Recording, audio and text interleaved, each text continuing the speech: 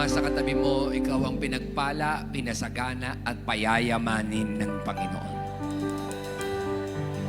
Praise God. Who believes that in Jesus' name? Amen. Alright, first and foremost, nais ko muna pong magpasalamat dalawang bagay bago po tayo magsimula sa ating salita ng Diyos ngayong morning.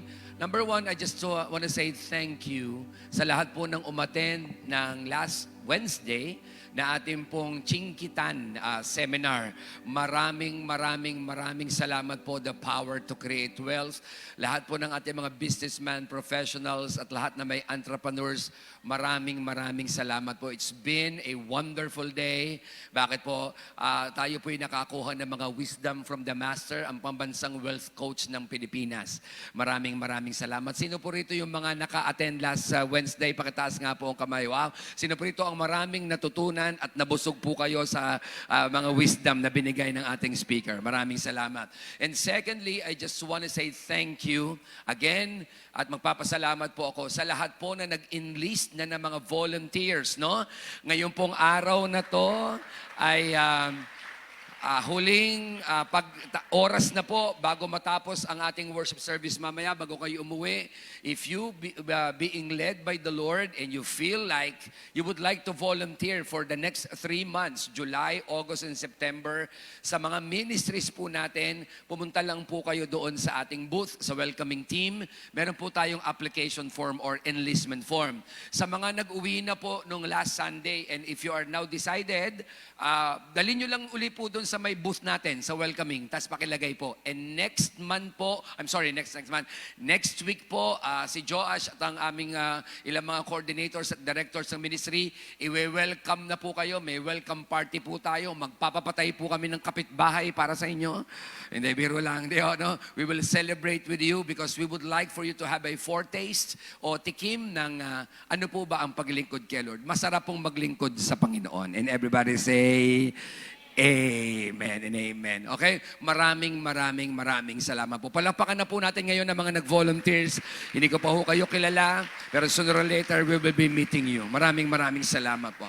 Alright, we will now dive into the Word of God. Tayo po ay nasa series, nasa 3 linggo na po tayo ng ating series na Money Fest. Everybody say, Money Fest. Alright, at ito po ay usapang pera. At ang pinag-uusapan po natin the whole 5 weeks ng July ay patungkol sa pera. And the last time ay wala naman po siguro itong magsasabi na hindi niya kailangan ng pera. At lahat tayo rito ay kailangan ng pera. Pero one thing that I have discovered about Jesus is that si Jesus Christ mentioned more about money than He mentioned about heaven. So mas marami po siyang na-mention o tinuro tungkol sa pera kaysa sa langit. Ang nakapagtataka, tanong niyo po sa akin kung ano? Lakas. Even though Jesus mentioned more about money, He never asked money from the people. He never asked, only once. Isan lang po siya humingi ng pera. Kung yung isang disciple ay nagtatanong kung kailangan ba sila ay mag-tax kay Cesar, doon lang po siya humingi ng pera. At ang ginawa pa niya, pinangisda pa niya yung tao at pinakuha niya ng isda at sabi niya, puntahan mo doon, kunin mo doon sa bibig ng isda and you will find a coin. That's the only time, mga kapatid, na He ever asked money. No? Kaya nga po ngayon in our Christianity, sa mga simbahan, madalas ay napagkakamalan po na ang marami pong mga, sabihin natin to, mga ministro at mga pastor ay mukhang pera because they are asking more of money. Gusto ko lang pong sabihin sa inyo, no, mga kapatid, no? We are not asking money. We are asking for generosity. Ay, walang kausap.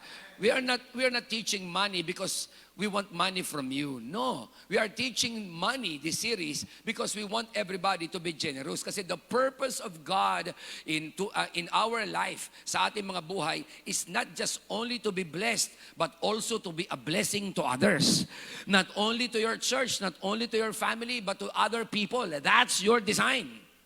Ay, walang kausap dito. May kausap ba ako ritong generous at blesser?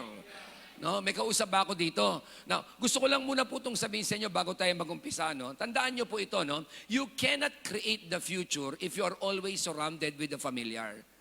Now, ano po ang ibig kong sabihin that you cannot create the future if you are always surrounded by the familiar? Kapag ang concept mo ito lang, no? Wala kang magagawang mas magandang future, no? Nadinig niyo na po ba to sa maraming tao? Nakasanayan na yan eh. Ay, diyan na tayo lumaki. Dito na tayo pinanganak.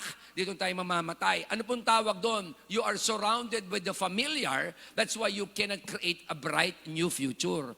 Very important, mga kapatid, that we are being exposed to new ideas. We are being exposed to new concepts. We are being exposed to the truth rather than to the lie. And everybody say, Amen. No? Alam niyo, pag-usapang pera, everybody say pera. Tanungin mo nga yung katabi mo, mukha ka bang pera? Alam nyo ba, kahapon nagturo po ako, may worship conference po dito kahapon. Sabi ko, paano nyo malalaman ang mga taong mukhang pera? Kayo po ba'y nakakita na ng pera? Come on. May nakakita na ba ito ng pera? Okay? May nakita na ba kayo sa pera?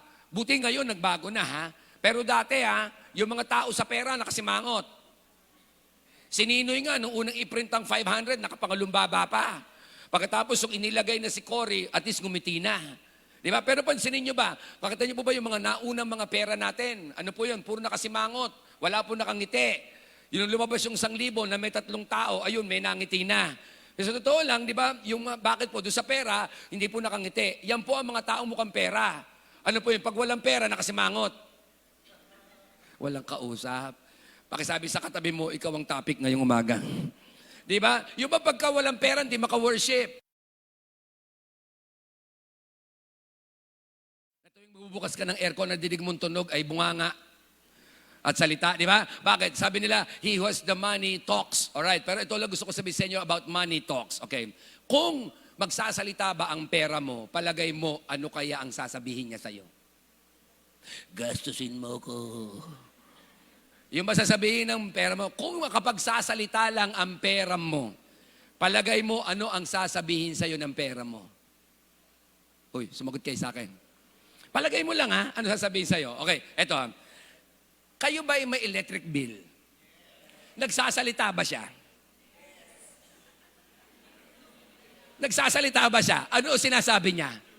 Due date mo na. Putol ka. Ano sinasabi niya? Bayaran mo. Okay, nagsasalita siya. Kayo ba'y maraming resibo? Alam ko makapal ang mga wallet nyo dahil puro resibo. Okay, di ba? Okay, di ba? Okay, ano ang nagsasalita? Ano ang sinasabi ng resibo? Ito lahat ang binayaran mo. Sino rito yung pag meron kayong resibo, nagtatago, ilan dito sa atin na may resibo, tinatapon niya na. Di ba? Pero ano yan? Lahat ng mga bagay ito nagsasalita. I have a question for you. Yung pera mo, kung makapagsasalita lang, ano kaya ang sasabihin sa iyo? Mabigay ka naman. Tindi mo, bro. Okay. Yung iba dito, ano sabi? Gastusin mo ko. O ano siya sabi?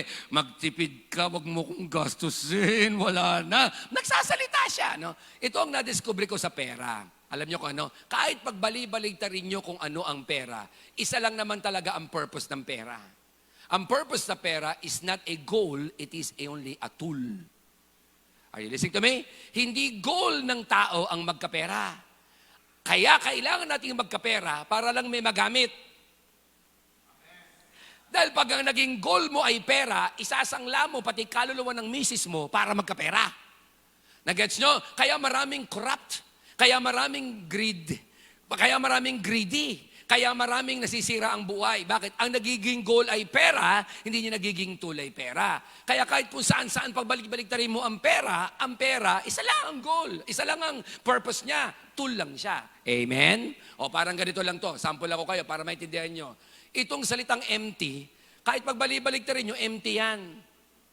I-pronounce mo, empty yan. O sample, tingin sa screen tanggalin natin yung E, empty pa rin. Ay, ang bagal. Nagets nyo? Alisin natin yung Y, empty pa rin. Pag pinrounce mo, empty. Oh. Tanggalin natin yung P, empty pa din. Kahit burahin ko siya lahat, empty na siya, oh. Nagets nyo? Walang kausap. Anong pinopoint ko? Diba? Yung pera, kahit pagbali-baligtarin mo, hindi siya Diyos mo. At eto pa, hindi siya kaligayahan natin. Ilan dito nagsabi, na mo, kung mataas lang ang sweldo ko, kung 25,000, sasaya ako. Nung magka 25,000 ka, sabi mo, kulang. Dapat pala 45. Nung magka 45 ka, sabi mo, kulang pa din. See, if money can give you happiness, edi sana ang dami ng masaya. Alam nyo kung ano nagpapasaya sa pera? Tanong sa'yo kung ano. Yung nagkakapera ka, na i-enjoy mo, hindi mo man nabibili lahat ng gusto mo, pero lahat ng kailangan mo na po-provide. Enjoyment yun. Okay. Kung magsasalita ang pera sa inyo, if money can talk, probably money will say this sa'yo. Ito siguro sasabihin sa'yo ng pera mo, the moment you think you own me, ito ang sabi ng pera sa'yo, I own you. Ito hindi. Ito ang kalamitang sagot ng pera. Sa palagay mo, ikaw may-ari sa akin. Hindi, ako may-ari sa'yo. Ako magpapatakbo sa'yo. Ganun talaga siya. Yun ang negative sense na sinasabi ng mga pera. Pero bigyan ko talaga ng katotohanan ko ano talaga ang tunay na sinasabi ng pera na nagsasalita sa'yo at sa akin. Tanong sa'yo ko ano? Ito ang sinasabi ng pera sa atin. I can add meaning to your life, but I'm not the meaning of life. Pwede akong magdagdag ng meaning sa buhay mo, pero hindi ako ang meaning ng buhay mo. Pwede akong magdagdag ng kaligayahan sa buhay mo, pero hindi ako ang kaligayahan mo. Sinasabi ng pera, pwede akong magdagdag kahit papano ng kapayapaan. Ito, umamin na tayo. Sino rito yung pag may pera ka, payapa ka, kahit papano? O wala, sige, ako lang. So ito yung payapa, yung bang may pera ka, di ba? Tapos kahit pa paano payapa ka, nagkasakit ka, alam mo, pagpunta mo ng ER, meron kang pang ER, payapa ka ng konti. Pero it will never give you the full peace of life. Amen? So, ano to? Anong sinasabi natin? Ang pera, mga kapatid, temporary, kaya hindi ginagawang Diyos yan. Amen? Anong ginagawa? Sa pera, ginagawang tool, hindi goal. Mamaya pag-uusapan natin yan. Let me give you a quote first bago tayo pumasok mismo. At meron akong papakita sa inyo mula sa isang parable ni Christ na baka marami sa inyo, titingala kayo o tataas ang inyong mga kilay at sasabihin nyo, anong ibig sabihin ni Christ dito? Because this parable actually was not popular in most of the preachings ng mga churches. Are you listening to me? Pero let's make it popular today. Okay lang ba kayo? Okay. No, bigyan ko muna isang quotation ha. The money you make is a symbol of the value you create. Now, anong ibig sabihin nito? No?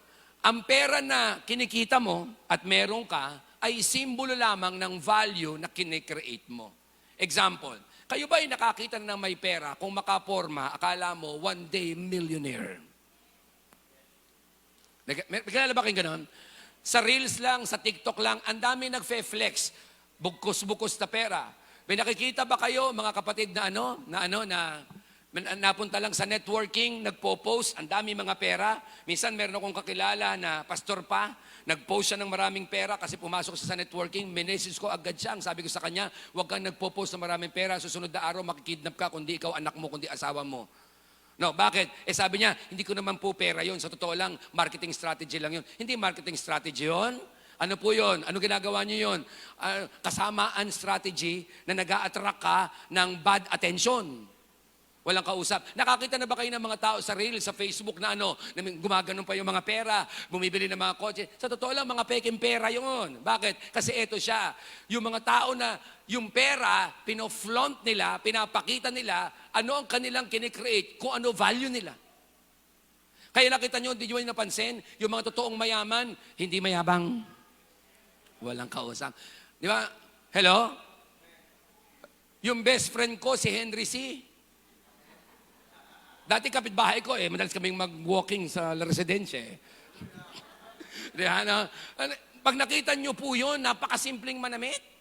Nakita nyo po ba ang ilang mga bilyonaryo? Kahit si Manny Villar, kapitbahay ko yan. Sama ko talaga, baka may nanonood, no? Di ba? Pag nakita nyo pong manamit, napakasimple lang. Pero nakakita na ba kayo na hindi naman talaga mayaman? Lahat na lang pinakita, lahat na lang binuyangyang, ang mga hikaw, ang lalaki, akala mo Christmas ball, hindi pa naman Pasko. Di ba, anong point natin? Kasi yung money na pinapakita mo at kinahandle mo, it is actually creating the value that you are. Is that an amen? Oh. Kaya ito mga kapatid ha, ito pang napansin ko tungkol sa pera. Are you learning so far? Itong napansin ko ha, kaya ang pera, masarap na servant, pangit na master. Gawin nyo siyang alipin, pero hindi siya ang master mo. Bakit? Ito siya, the more money you have, the more options you will have. Sino rito yung nagpaplano kang bumili ng cellphone pang 7,000 lang? Yung la budget mo. Tapos all of a sudden, nagkaroon kang 20,000. Nung bibili ka na ng 7,000 cellphone, sabi mo, kaya pa ng budget. Pwede yung 15. Sino rito yung naranasan na yun? O sige, isa lang, ito lang. Kasi lahat, itong dalawa lang mga makasalanan no? Ito puro banal. Ba't kayo narito? Kasama kayo ng mga makasalanan, mahahawahan nyo sila. Di ba? Hindi, biro lang. Sino ito yung gano'n? Nung wala kang pera, ito lang. Tapos bigla ka nagkapera, ito na lang. O, kita nyo, the more money you have, the more options that you will have. Kaya ito naman lagyan natin ng balanse. And the more options you have, the more discernment you will need. Di ba? So kung mas marami kang option, hindi nangangahulugan, gastos. Hindi nangangahulugan, gasta ng gasta. Ako po, pwede po ba akong umamin sa inyong lahat? Pwede? Pwede? Hindi ko po ito sinasabing bad ito sa lahat ng tao, ha? Ako po hindi ko, number one, hindi po ako wala po akong kahilig-hilig sa unlimited na kainan tsaka masangyapsal. Pastor, kasi wala kang pera. Hindi, kaya ko po. Pero sa totoo lang ito, alam niyo kung bakit? Nakikita ko yung sayang. Bakit? Ewan ko po dun sa iba kung bakit gustong-gusto nyo ng aaminin ko sa inyo. Babangkit na ako ng Brad, mag-Vikings. Hindi masama, ha? Pupunta pa rin kayo sa langit. Ang sinasabi ko lang, be discerning.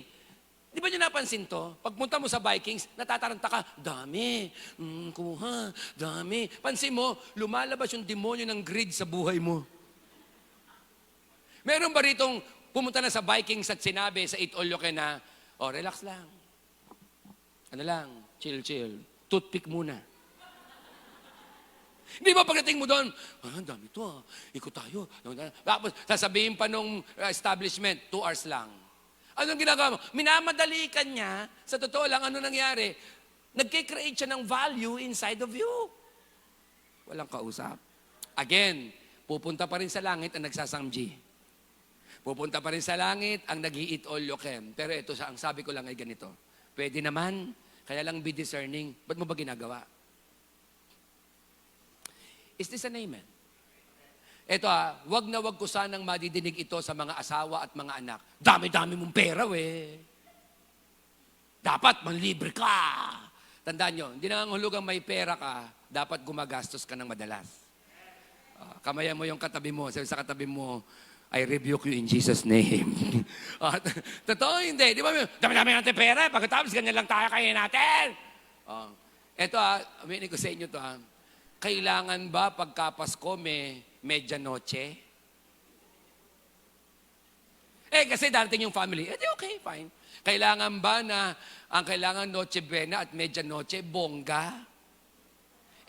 Kailangan ba pagka New Year may paputok?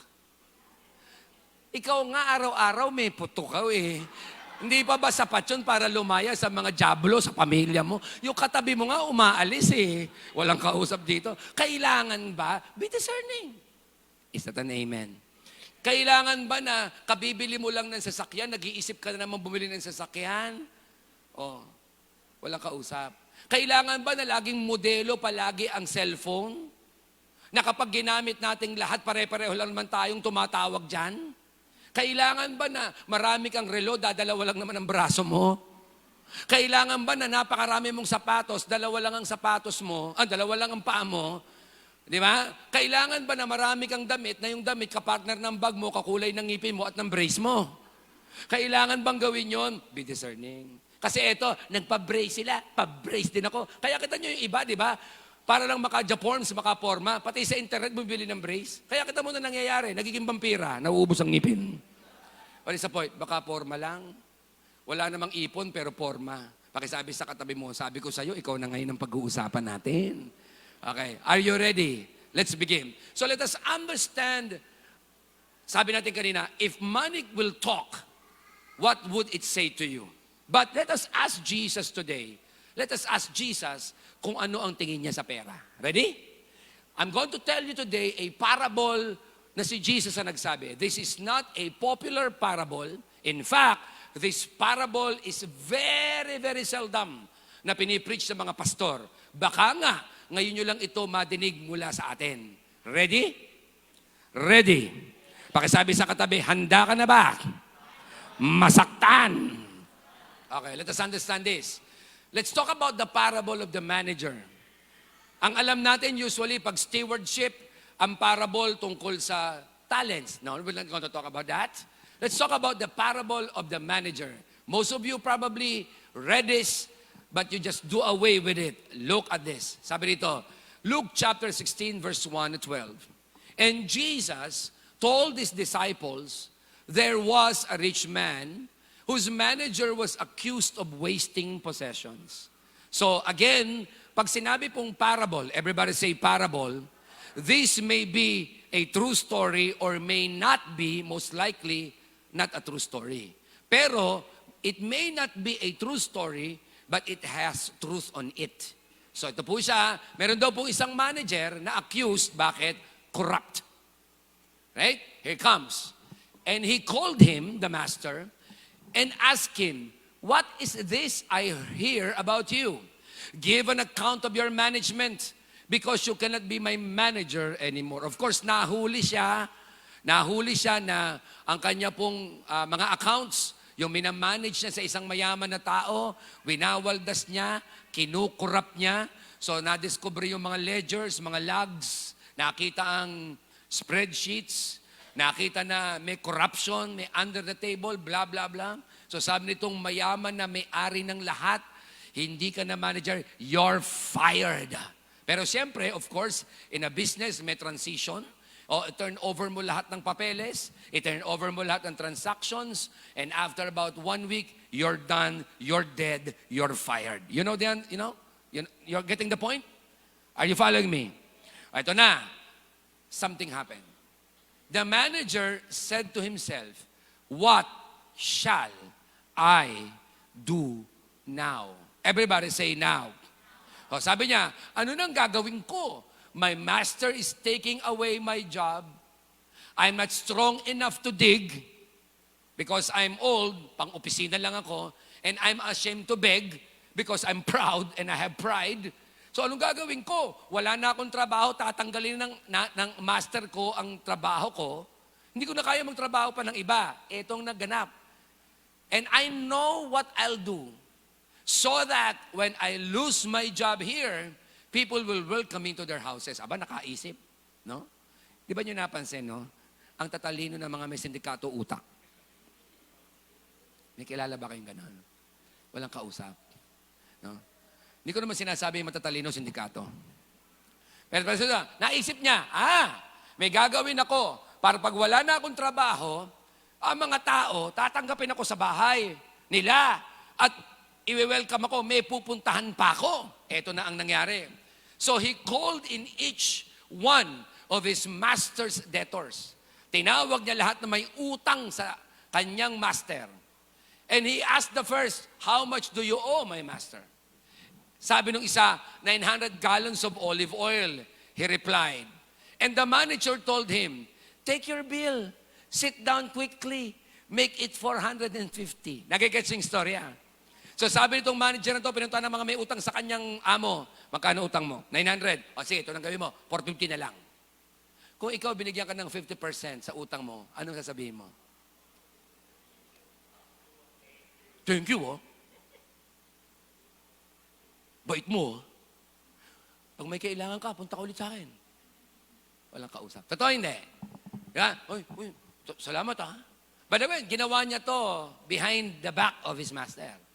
Pagpunta niya sa kabila, follow me in the story so that you will appreciate this parable. And then he asked the second, and how much do you owe? Sabi ni isa, 1,000 bushels of wheat. And he replied, all right, take your bill and make it 800. Kung ikaw may 1,000 utang, sabi, bigyan kita ng discount, 20%, 800 na lang. Ano sasabihin mo? Thank you ha. Bait mo ha. Susunod, pumunta ka dito ha. Mag-inuman tayo. Nagets nyo? Eto na. Look at the response of the master.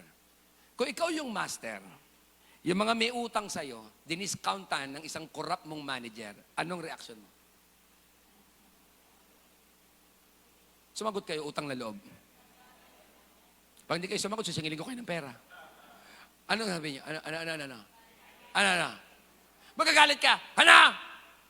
May utang niya sa akin 1,000, ginawa mo 800. 900, ginawa mo 450. Sira ulo ka ba? Oh, baligtad na nangyari. Look at the next verse. Sabi dito, and the master commended the dishonest manager because he acted shrewdly. Alright, clarify natin to ha. Natuwa pa yung master. Sabi niya, galing mo. Tindi mo. Husay mo. Talino mo. Bakit hindi nagalit? Tayo sa'yo bakit? Lakas. Isa pa. Para maintindihan doon, isa pa. Kasi lahat ng may utang doon sa master, ayaw na magbayad. Ngayon, sabi ng manager, babaan na lang natin sisingilin ko sa'yo. Eh di nakabayad. Sa halip na yung master, hindi na siya mabayaran, kahit papano, nabayaran siya dahil sa isang corrupt, shrewd na manager. Sandali, bago niyo ako batuhin, hindi ako nagtuturo ng corruption. Number 2, hindi ko minamagnify ang mga corrupt. Okay? The parable said, because the manager became shrewd. Alright, pangit ang translation ng Tagalog. Ang sabi ng shrewd, tuso. Hindi po yun. I got the original Greek at saka sa original Google. Ang salita pong shrewd, everybody say shrewd, ang ibig sabihin nun, intelligently. Wow! Tinan mo yung katabi mong shrewd. Ay, walang kausap. Pag sinabi pa lang shrewd, smartly. Wow! Pag sinabi daw na shrewd, kani. Ano yung kani? Madiskarte. So, anong ginawa nitong lalaking ito, nung manager to, para tumigtan lang, sorry, na. Ito ha, itong nangyari, tatanggalin siya sa trabaho, aalisin na siya, ginawa niya, dahil gusto niya magkaroon ng security, pag sabi security, na kahit wala siyang trabaho, meron pa siyang pupuntahan mga tao, sabi niya, pinuntahan niya may utang sa master niya, pinababa niya yung bayarin. Total, hindi naman kayo makabayad nung araw, matagal na eh. O, di para makabayad kayo, bawasan natin. Ano nangyari doon? Naging madiskarte siya, natuwa yung master. Now, the question is this, nagtataka kayo, alam ko hindi matanggap ng inyong pananampalataya. Yung ginawa ng manager. Pero bibigyan ko ng revelation para sumaya kayo bago kayo umalis. Kaya pa? Lalim. Alam nyo, pag pinag-uusapan ng pera, madalas sa mga churches, ang usapan sa pera, puro giving. Ako po hindi. Pag nag-usap sa pera, baklasin natin ang ibig sabihin ng Bible tungkol sa pera. Wag lang puro bigay. Ay, wala na akong kausap dito. Para tumalino tayo. Are you listening to me? O, tingnan nyo ito ha. Tingnan nyo yung sumunod na verse. For, pwede bang basahin nyo nga po? Everybody say, go. Say, read, go. For,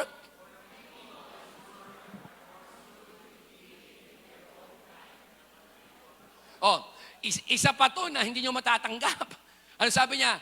Ang mga tao ng mga mundo mas matalino kaysa mga tao na nasa liwanag. Anong ibig sabihin nito ni Jesus Christ? Tanong sa kung ito, hindi minamagnify ni Jesus yung kawalang hiyang ginawa ng manager. Hindi minamagnify ni Jesus yung maling ginawa ng manager.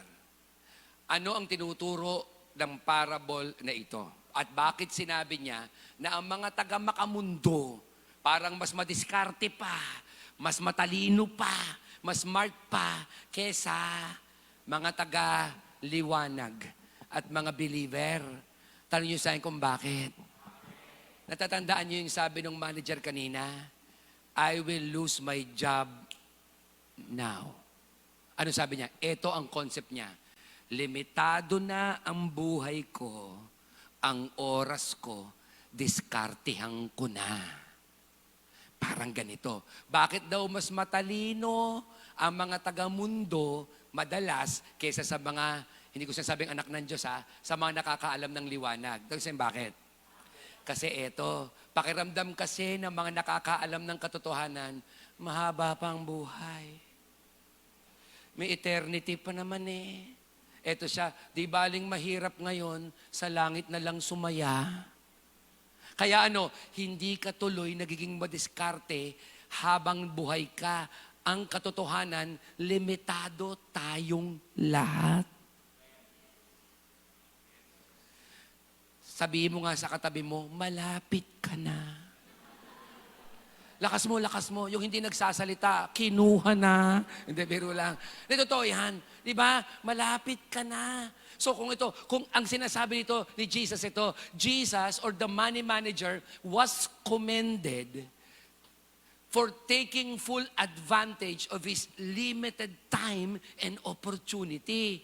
Ang storya po nito ng parable of manager, it's not about corruption. Bagamat ang ginawa ni Jesus, ni-reverse psychology niya, kundi ang gusto niyang sabihin, limitado ka, limitado ako, limitado tayong lahat, galingan mong mag-manage, maging steward ka, take the full responsibility of every opportunity.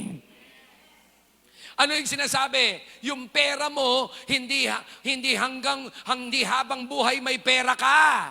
Yung trabaho mo, hindi habang buhay may trabaho ka. Pwedeng mawala yan in an instant. Kaya habang nandyan ka, mag-ayos ka. Be responsible and be a good manager.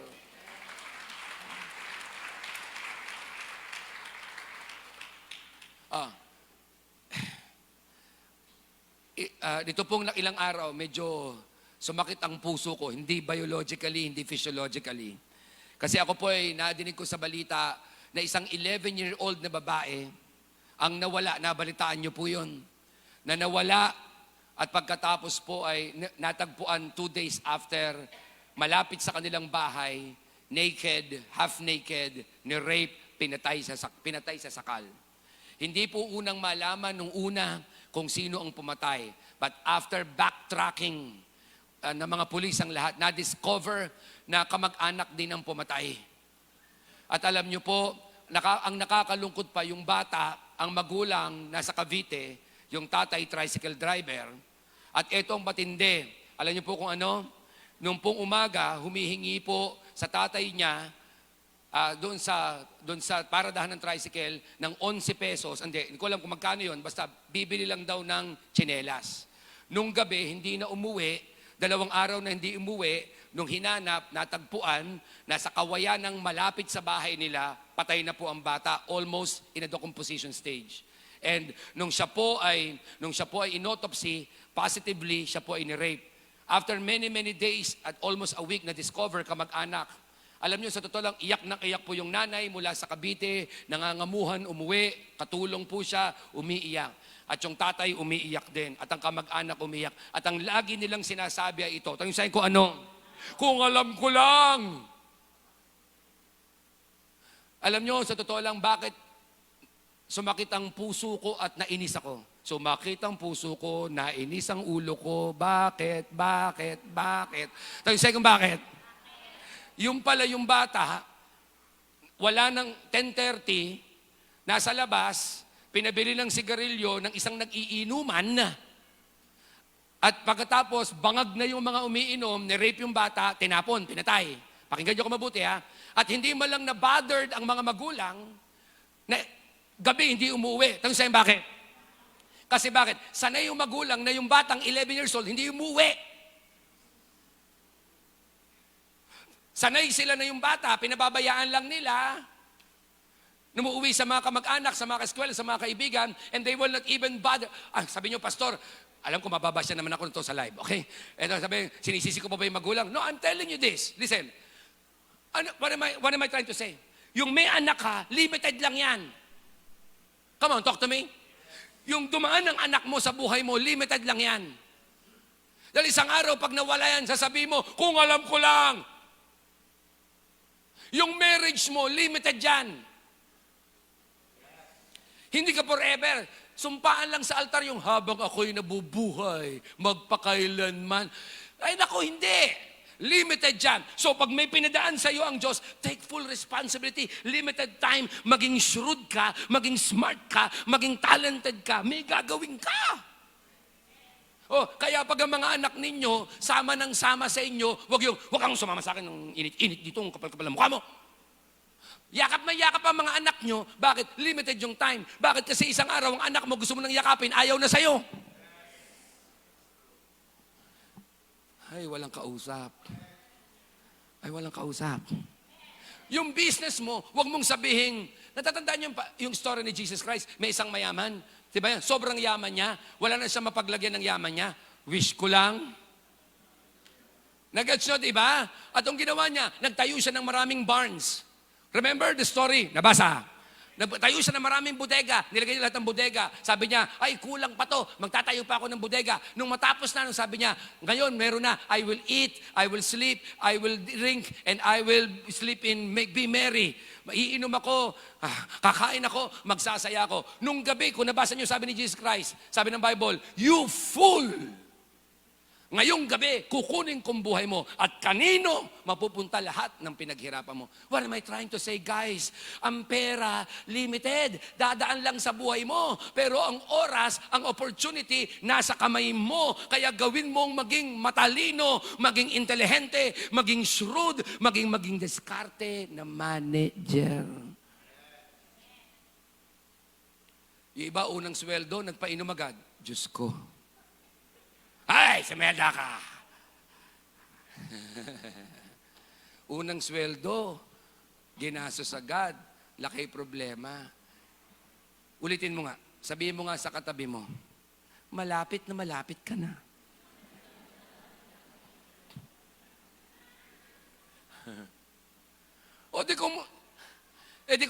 Hindi mo alam kung buhay pa tayo. Hindi po nga alam kung yung trabaho mo nandyan pa. Anong gagawin mo habang meron pa? Maging matalino. Kaya nga po in-invite natin si Chinkitan eh. Alam mo, aminin ko po sa inyo, ang mas na-appreciate ko, tanong nyo sa akin kung ano, hindi po yung seminar. Naku, baka madinig niya ako. Masarap yung magandang seminar niya. Alam nyo po ang pinaka na-appreciate ko sa lahat, ang sa akin ko ano, nung nag-usap kami sa baba, sa boardroom, kami lang dalawa. Tapos ang dami niyang tinuro sa akin, na sa akin lang niya tinuro. Pero kung tatanungin niyo ako, tuturo ko rin sa inyo. 150,000 muna. Hindi, biro lang. Shrewd. Yan ang ngayon ang word of the day. Shrewd ka. Okay. Ang dami niyang sinabi sa akin. At alam niyo, una niyang sinabi sa akin na nagpalaya ng utak ko. Tanong sa'yo ko ano. Sabi ko, lahat ba ng tao, dapat, kasi may nadinig ako na isang consultant sabi niya, you are forever slave kung nangangamuhan ka lang, kung empleyado ka lang. Dapat may business ka. Sagot niya, hindi. Bakit? Kasi ang pagbibusiness, skill yan. Galing yan. Hindi lahat ng tao pwede maging businessman, pero lahat ng tao pwede maging entrepreneur. Iba palang entrepreneur. Ano yung entrepreneur? Yung marunong kang dumiskarte ang utak mo, di ba? Yung wala kang puhunan, pero nakakagawa ka ng pagkakitaan. Sample ako kayo ng mga entrepreneur. Dami niyong damit. Anong gawin nyo? Debenta nyo. Mine. Yours. SSD na, SSD. Di ba? Di ba nag-guess nyo? Ano tawag sa'yo? Entrepreneur.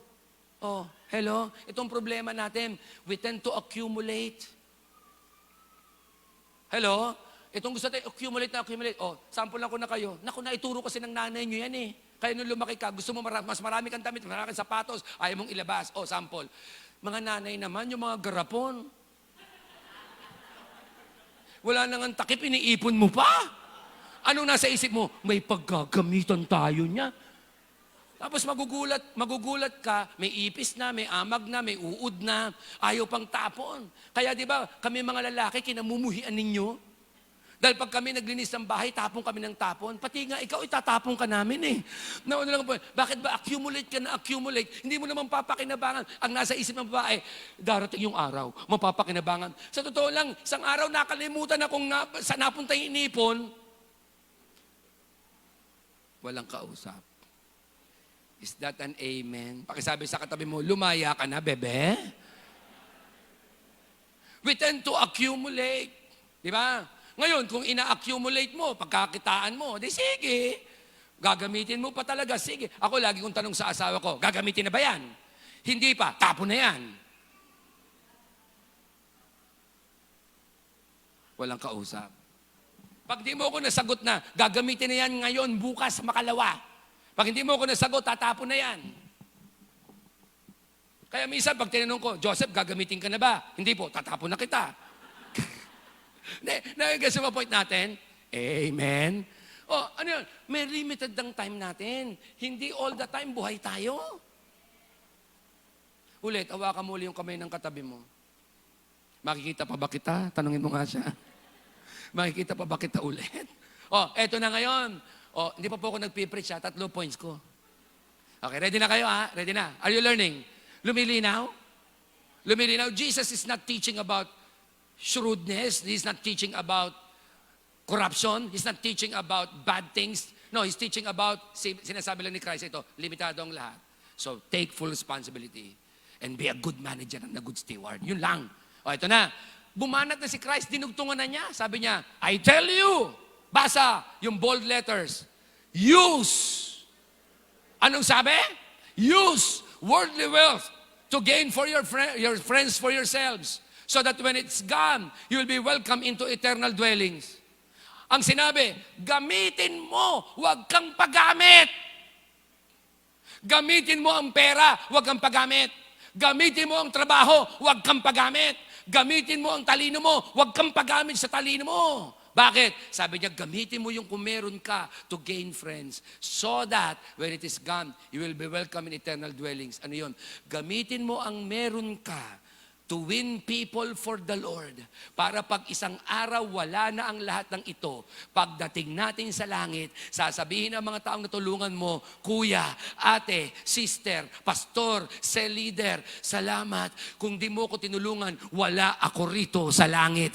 Thank you so much.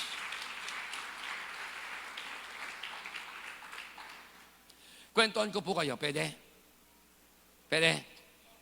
Tayo po, ang Rain M po ay tumutulong sa maraming simbahan. Kagaya ng binabanggit ko, we are helping around, mentoring around 200 churches plus all over the Philippines and outside this country. Ito pong nakalipas sa ilang mga linggo, may lumapit po sa akin.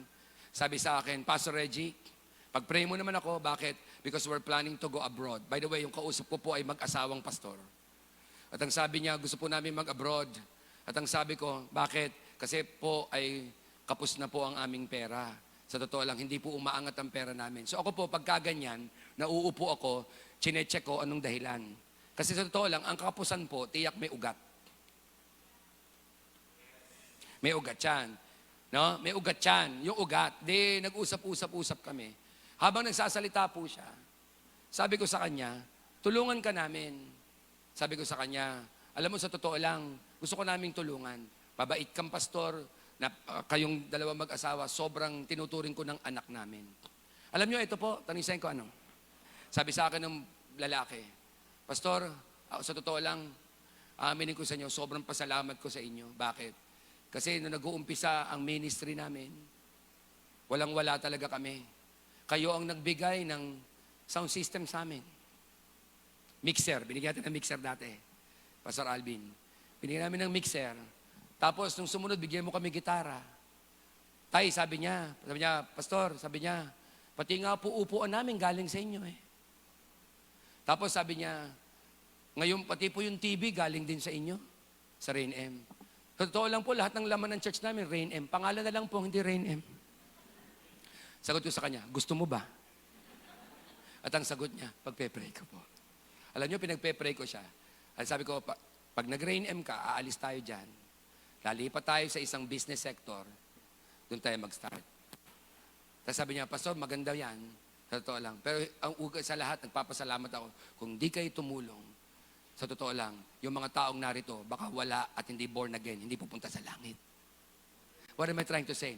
We just use material things to win friends so that when we go to eternal life, these people will appreciate what you have done. Because of your generosity, because of your goodness, people now are in heaven. People now are saved.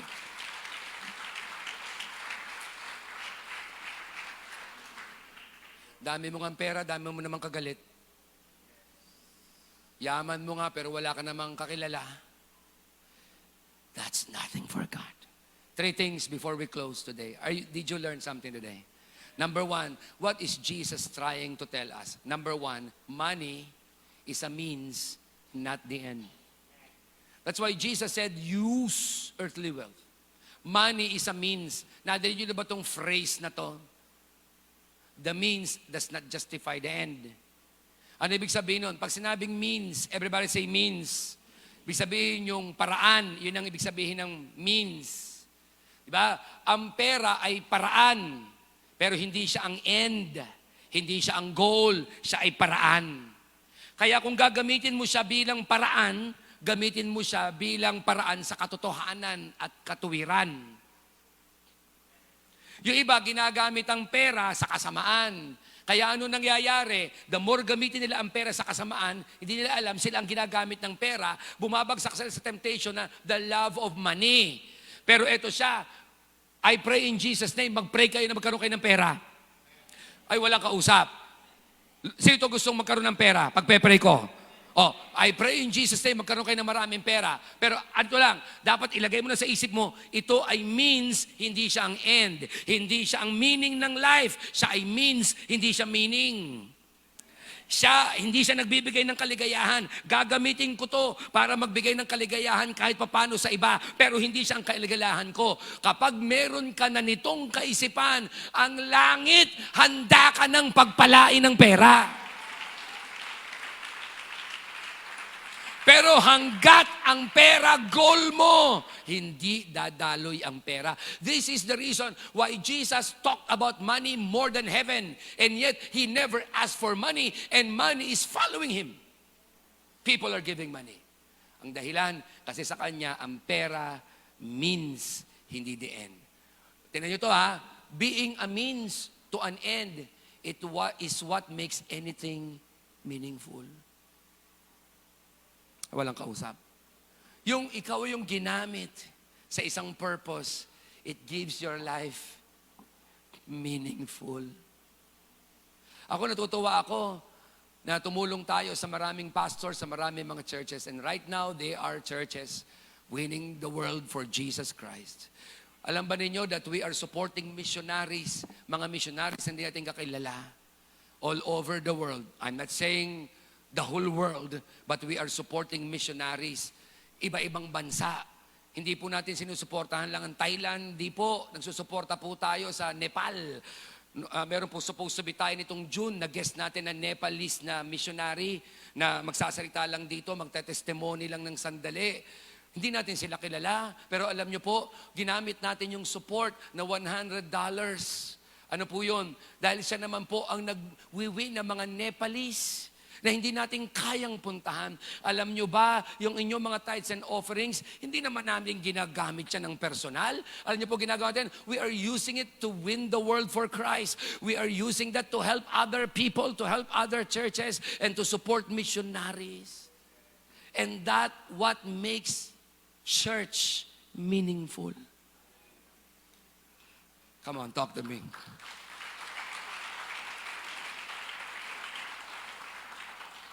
Nasubukan nyo na po bang magbigay? Nasubukan nyo na po bang tumulong? Anong pakiramdam? Tapos nakita mo yung tao na natulungan mo, umangat, umayos, na-realign. Di ba? Ano sabi mo? Ang liit lang ng binigay ko. Pero ang laki. That you're a means, ibig sabihin, it makes your life more beautiful. Kaya nga, sa ating series na Manifest, we are not teaching you just to give, No, we are teaching you to do this, that we are vehicles, we are means. Because that's what makes our life and our ministry beautiful. Is that an amen? Always remember this, when you decide to be a means to an end, Kapag nagdesisyon ka, lahat ng meron ako, means lang, paraan lang, vehicle lang, lalagyan lang, daan lang. Pero hindi ito ang goal ko. Ano ito? If you decide to be a means to an end, your money become a means rather than the end as well. Pati pera mo, means na, hindi na siya end. I pray that in Jesus' name, in this series, in this 5-week series of ours, you're going to have a change and a shift of perspective. Nang pera, ini-enjoy yan, gamitin mo, pero huwag mong mahalin. Magandang servant yan, pero hindi yan magandang master. Di ba? Yan po ay paraan lang ng Diyos para pagpalain ng iba. At itong na-discover ko, pag nagpapala ka pala ng iba, ang Diyos din lalo kang pinagpapala. The Bible says, He who refreshes others, in return, will be refreshed as well. So kung alam mo tong concept na to, siyang nagbibigay ng refreshment sa iba, in return will be refreshed by God. And listen to me, ito ang pinakamasarap sa lahat. Sabi ng Bible, He who helps the poor, lend to the Lord. Sa Tagalog, siyang tumutulong sa mahirap, nagpapautang sa Diyos. At tandaan nyo to, pag ang Diyos nagkautang ka sa Kanya, hindi siya late magbayad. At hindi lang to, hindi siya sakto magbayad. Laging may sobra. Ano ang dahilan? Diyos siya eh. Sa palagay mo, papantayan Kanya? Hindi. So, sobrahan niya. Sino rito ang mga kausap kong generous? Sino rito ang mga kausap ko dito na pinagpala ng Diyos na may open hand, that your money is only a means. Your gifts are only means. They are not the end. Eto na, dinagdagan pa ni Christ para makumpleto yung parable. At yung lesson ng parable, are you learning so far? Sabi niya, Christ, whoever can be trusted with very little can only be trusted with much. And whoever is dishonest with very little will also be dishonest with much. Jesus is telling a profound truth. Na sabi niya, ang napagkakatiwalaan sa maliit, mapagkakatiwalaan sa malaki. Pero pag hindi ka napagkatiwalaan sa maliit, hindi ka mapagkakatiwalaan sa malaki. Yung motor mo nga na luma, hindi mo malinis, paano ka bibigyan ng Diyos ng kotse? May echo pa, kata nyo. Yun ang sinasabi ni Christ. Yung e-bike mo nga, hindi mo ma-charge. Gusto mo pa ng electric vehicle. Uy, walang kausap. See, Jesus is telling a straightforward. Anong sinasabi niya? Ito pa, sabi niya, so if you have not been trustworthy in handling worldly wealth, who will trust you with true riches? Yun nga pinahiram sa'yo, hindi mo maalagaan, lalo pa yung sa'yo. Pinahiram ka ng bisikleta, nung ibinalik mo, pedal na lang. Walang kausap. Pinahiram ka ng kotse, may gasgas pa. At ang dumi pa. Pinatuloy ka sa bahay, lumabas ka, nag-shopping ka pa. Ay, walang kausap. Nagets nyo, walang kausap. Kaya ito, saan nyo pagkakatiwalaan ng mga tao? Sisimplihan ko lang po ang pagkakatiwalaan. Ito ha. Kami po ng asawa ko, pag nag-hotel kami, hindi namin iniiwang magulo yan. Aminin ko sa inyo, ang asawa ko sabi, ayan ka na naman, sweetheart. Alam yung ginagawa ko? Tinitiklop ko pa. Bakit? Hindi ko naman hotel yon. Malay mo, bigyan ako ng Diyos ng sarili kong hotel. Kayong hina ng pananampalataya nyo, ako na lang. Sige, ako na lang. Tayo minsan, pumunta sa aeroplano, lahat ng lotion kinuha, shampoo, tissue, kinuha gano'n, pati yung sukahan, inuwi mo. Sayang din to. Ano yan? Greed. Imagine mo, kinuha mo yung sukahan. Sang araw may sumakay doon, pagkatapos mo, susuka na. Wala tuloy masukahan, sa sarili nilang sumuka. Nagkasala pa. Anong point natin? Utang na loob naman. Bakit ba pag pumunta tayo sa isang hotel, pati lahat ng shampoo, pati salamin, kinuha mo, kung pwede yung TV, maisaksak mo sa bulsa mo, iuwi mo, sayang din to. Ano ang sagot mo? Binayaran ko naman yan. At yung iba pati tuwalya, inuwi. Pastor, sinasagasaan mo ako. Nakun, ba't ngayon ka lang nakahalata? Manhid ka. 12:00 na. Hindi mo pa nahalata. Ano sinasabi?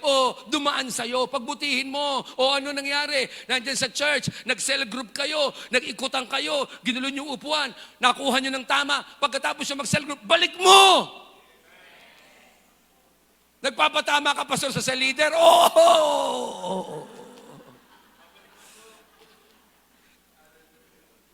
Yung iba, ganun lang, nandiyan naman si Bernadette, bayaan mo siya maglinis. Meron naman tayong janitress, meron naman tayong sanitation. Hindi ganun. Is that an amen? So na maintindihan natin. Ako po kaya gustong-gusto ko sa bansa namin, sa Japan Kumain kami ng McDo, pagkain mo sa McDo, sarili mo, lalagay mo sa tapunan. Yung mga napunta rito ng abroad. Sige, Cubao. Yung kumain ka, di ba napansin mo, tapos ikaw nagsinop, ikaw din magtatapon, ikaw din magsesegregate. Ganun sa ibang bansa Kaya payaman sila ng payaman. Tayo mga Pilipino, mga don tayo, don. Mga don niya tayo, kumain. Bayam sila dyan, bayam sila yan. Minsan nga, pag nasa school ka, CR, laging bubble gum. Nasa eskwelahan ka, bubble gum sa upuan. Kaya hindi yung mayaman ng Pilipino Bakit? Kasi sabi ng Bible, pag napagkatiwalaan ka sa maliit, napagkatiwalaan ka sa malaki, pag napagkatiwalaan ka sa property na iba, bibigyan ka ng Diyos ng sarili mo na mas maganda pa, mas malaki pa, mas mayaman pa.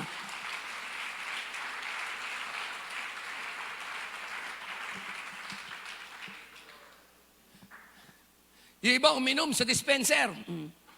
Nakakuha ng baso. Iniwan. Yung sumunod, kinuha. Iniwan. Kaya mabilis ang COVID.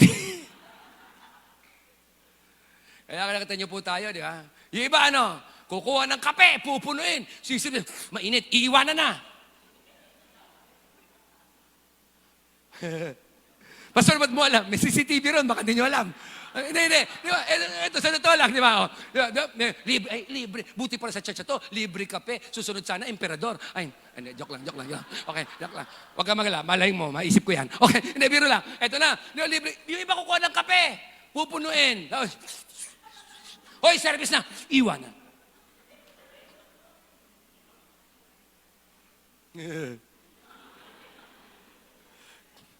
Yung iba naman, hindi pa ilalagay sa tamang tapunan. Malapit pa sa bintana. Kaya matatapon. Hindi po ako nagre-reklamo. Nagpapaliwanag. Nagpipreach. Ano lang ang point natin? Di ba? Ano lang? Simple lang. Natawa po ako one time. May mga churches po pumunta dito. Maraming dalang bata. Sorry sabi namin, saan madadali yung mga maraming bata? Dinala po namin sa kids church. Yung pong aming toddler, marami pong laruan doon no? Marami pong laruan doon. Pagkatapos ng service natin na yon, hapon, naubos laruan.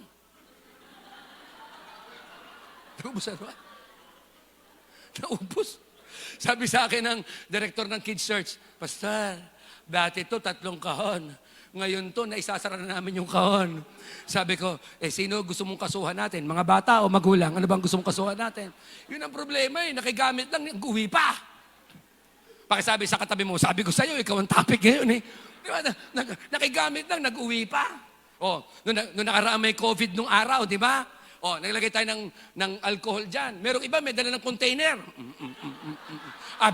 Nag-i-stack.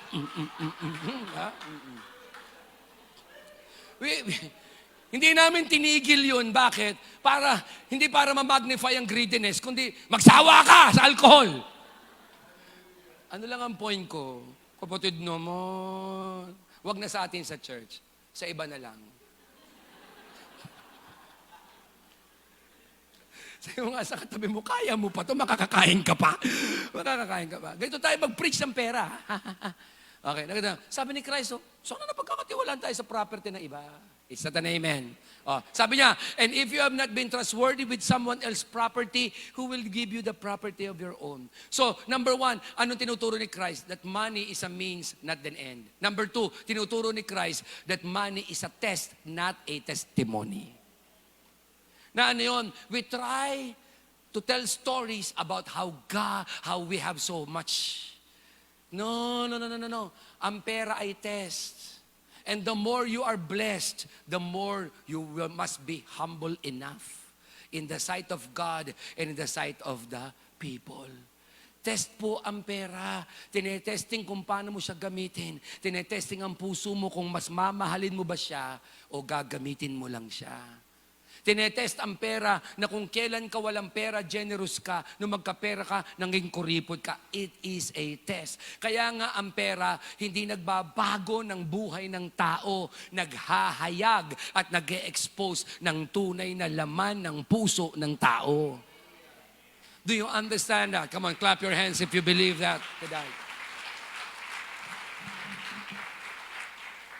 So Jesus is saying that money is not as a means, not an end. Number 2, Jesus is saying that money is a test, not a testimony. Kung magte-testimony man tayo na pinagpala tayo ng Diyos, ibabalik natin palagi yan sa Diyos. Kung binigyan ka man, kaya nga natutuwa po ako, mga kapatid, na marami ang kabahay. Ang unang pinupuntahan kami, Pastor, i-dedicate mo nga ang bahay.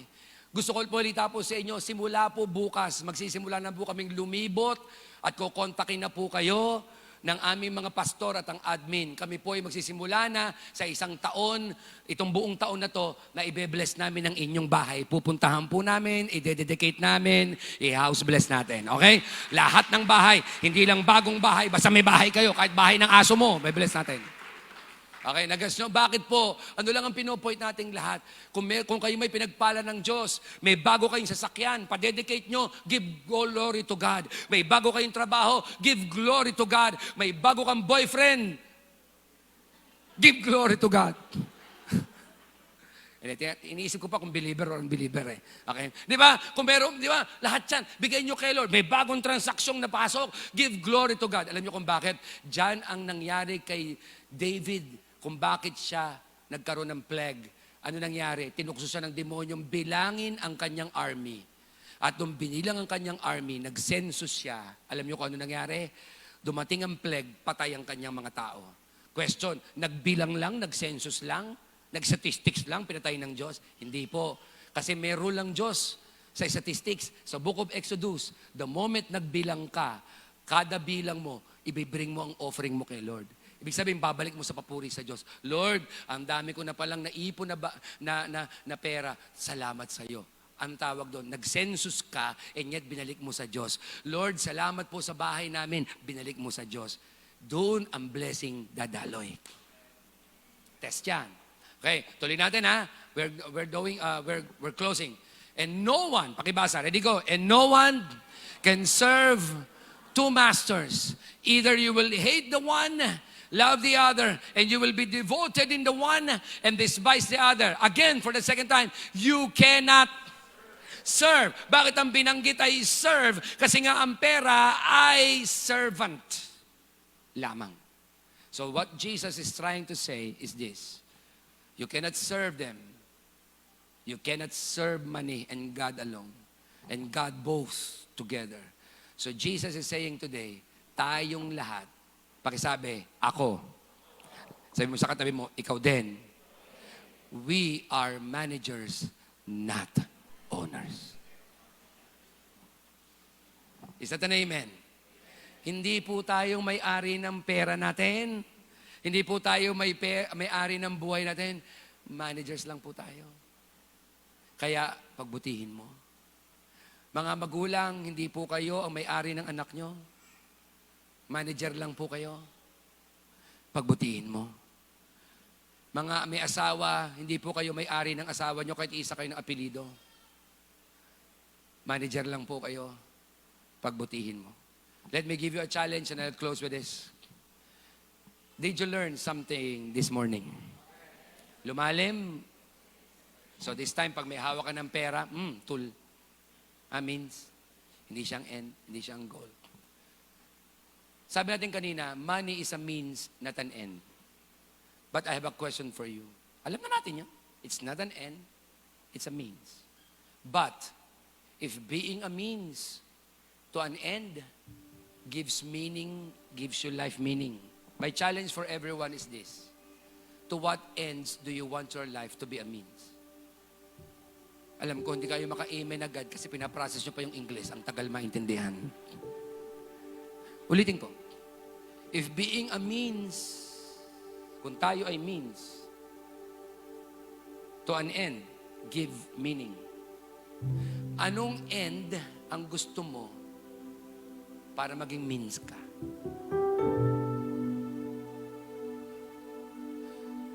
Sample lang ko po kayo, ha? Okay, sige na nga, Tagalogin ko na nga. Let's ask ChatGPT. Sabi ng Tagalog, ito siya. Kung ang pagiging isang paraan patungo sa isang layunin ay nagbibigay kahulugan sa buhay, sa anong layunin mo gustong maging paraan ang iyong buhay? Parang ganito. It is always my desire to help pastors and churches. Kahit nung hindi pa po tayo maayos sa finances ng church, lagi pa nun, lagi ko sinasabi kila Pastor Alvin, kila Pastor Atin, Pastor Bernie, Pastor Sean, let's help other churches. Because yun ang gusto kong maging end. Sabi ko kay Lord, bless mo kami so that we can help them. Payamanin mo ang Rain M so that we can help other churches. At dahil ako din po yun ang desire ko, an end, sabi ko kay Lord, Lord, here am I, make me a means. So I would like to bless them. Lord, bless mo rin ako. Always remember this, no? The poor cannot fully help the poor. A poor can help a poor, but not fully help a poor. What am I trying to say? Ano ang gusto mo? Lord, ang family ko, masave. Make me the means. Here am I. Make me the means. Lord, gusto ko yung pamilya ko umangat sa kahirapan, makawala sa utang. Lord, make me the means. So, tatama na ang prayer mo. Panginoon, bless me. Kaya ang mag-pray ng blessing, hindi masama. Ang masama sa blessing, kapag nagpe-pray ka ng blessing, gusto mo maging greedy for your own use. Pero pag sinabi mo, Panginoon, gusto kong yumaman. Kasi marami akong tutulungang orphanages. Marami kami pupuntahang mission work. Maraming mahirap kaming tutulungan mga street children. Marami kaming stray dogs na pakakainin. Alam mo, nasa puso ko yun. Alam niyo, marami kaming pupuntahan. Kaya ako, sa totoo lang, gusto kong ibaro to sa aking kaibigan si Pastor Manric. Ang puso niya, the lost, the last, and the least. Ano yun? Gusto niyang tumulong sa the lost, the last, and the least. Yun ang puso niya. Takang-taka siya nitong nakalipas, testimony naman niya dito noon sa isang mentoring namin. Isang tao nagbigay sa kanyang organization ng 1 million just like that. Kasi bakit? Kasi ang sabi niya, Panginoon, make us the means. Dahil ito nang gusto namin na end, tumulong sa mga human traffic na babae. And then one person, kinausap ni Lord ng gabi, hindi mayaman ito, nag-issue ng cheque, binigyan sila ng 1 million. Itong nakita ko kay Lord, kapag ang puso mo pure na, hello? Yung alam mo na ang motibo mo, hindi na para magyabang, hindi na mag-flex, hindi na pumorma, hindi na para ipagmalaki at mag-build ng identity kung anong meron ka. Sabi ng langit, anak, ask and it shall be given to you. Kaya pala si Solomon, tinanong siya agad ng Diyos, ano ang gusto mo? Alam mo, isang araw, gusto kong makita sa inyo yan, mga taga-Rain M at sa aming mga bisita, na isang araw ang Diyos lumitaw sa inyong panaginip, lumitaw sa inyong mga pangitain, magparamdam sa inyong mga dasal, at tanungin ka, anak, ano ang gusto mo? Sabihin mo. And by that time, alam mo na kung anong sasabihin mo. Kasi bakit? Tama na ang layunin ng puso mo. Tama na ang motibo ng puso mo. Kaya pag alam na ng Diyos na tama ang layunin ng puso mo, pag tinanong ka niya, sabihin mo na. And I tell you one thing, magiging totoo na sa itong verse na to, whatever you ask in my name, it shall be given to you. The word whatever this is not available to whoever, but that whatever is only available to those who have pure heart. Na ang puso, hindi magpagamit sa pera. Gamitin ang pera, pagpalain ang gawain ng Diyos. Amen? At naniniwala ako, ikaw yon, ikaw yon, ikaw yon, ikaw yon, ikaw yon.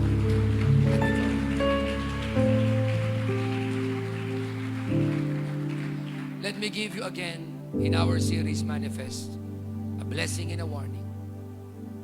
In Deuteronomy chapter 8, verse 17 to 18, God gave us a blessing.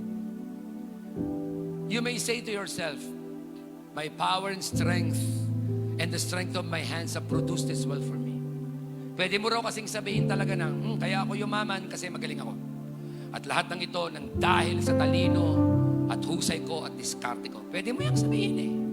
Pero ito ang sabi ng Panginoon sa verse 18. But remember, everybody say remember, that the Lord your God,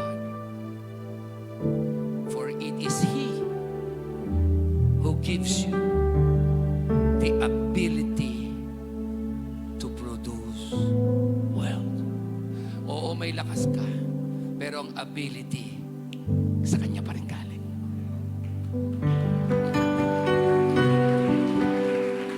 Do not forget that. Oo, matalino ka. Pero yung talino mo, it is He who gives you the ability to create, produce wealth. And that's a blessing. Is that a blessing? But God gave a warning on verse 19. Si Lord tuwing magbibigay ng blessing, laging kasama warning.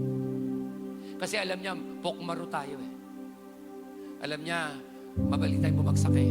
Kaya siya, pag nagsabi siya ng pangako, ang kasunod niyan, warning. And this is what God said. And so, it confirms His covenant, which is swore to your ancestors as to this day. If you ever forget the Lord your God, and follow other gods, and worship and bow down to them, I testify against you, sabi ni Lord, that you will surely be destroyed. Sabi ni Lord, I am the one that will give you ability and power to create wealth. But do not ever forget the Lord your God, or else everything na pinagpaguran mo, it will be destroyed. At ang mabigat pa, God used the word, I will testify against you. Ako mismo. Ako mismo. Hindi ko po kayo tinatakot, but this is the balance of prosperity, blessing. And there's always blessing and there's always warning. I declare that in Jesus' name, maging mga milyonaryo ang marami sa inyo. I declare that in Jesus' name, dumami pa mga nasasakupan ninyo, pag-aari nyo, property nyo. I declare that. I declare that in Jesus' name, makakawala na kayo sa utang. That you will be getting out from all the debts and you will be debt-free, that you will no longer be the tail, but you will be the head. But as the anointing of God is falling on you, I want you to understand this. Don't forget the Lord your God. At kapag marunong ka na, pwede tayong magsaya. Money will be manifesting and coming to your life. You will be a blessing.